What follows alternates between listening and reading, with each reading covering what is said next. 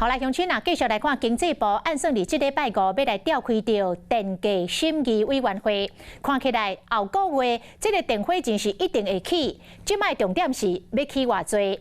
初步猜测会伫个12%到13%之间。啊，经济部处长詹文生讲，即个调起的幅度也未定案。 啊，只有用电超过1000度的，这个调起的幅度才会超过10%。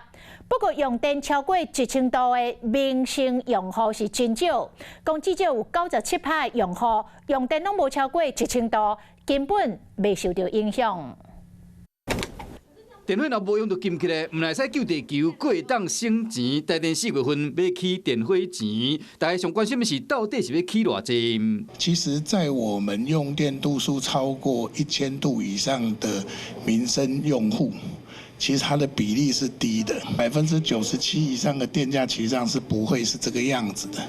电价审议委员会拜五才会开，而且要起偌济，可能受到补助经费的影响，大年有可能摕到1000亿，还是1500亿。若是以1000亿来算，起幅差不多是12%到13%。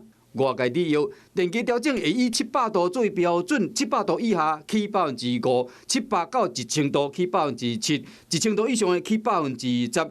虽然讲9%的用户符合上低标准，但过小卖、餐饮、甲观光饭店的业者，恐惊拢有伫1000度以上的范围。那真正是安尼，电费钱上袂起10%，嘛是消费者爱负担。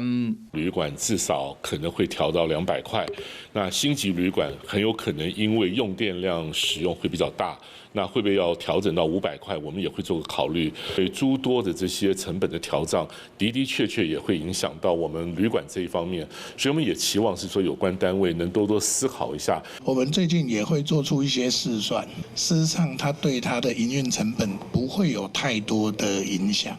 那在没有太多影响的状况之下，那一直在鼓吹说这个要调整一些售价，这个有没有一定程度的合理性？我们也希望社会能够一起来探讨。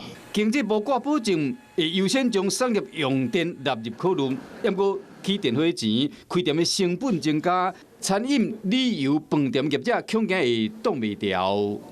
Hello， 大家好，我是林文。想要抢先掌握最及时的新闻资讯吗？赶快订阅、按赞、开启小铃铛，锁定华视新闻的 YouTube 频道。